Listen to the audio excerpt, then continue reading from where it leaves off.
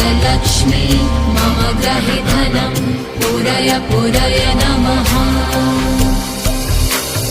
ॐ ह्रीं श्रीं क्लीं श्रीं कुबेराय अष्टलक्ष्मी मम ग्रहे धनं पूरय पूरय नमः।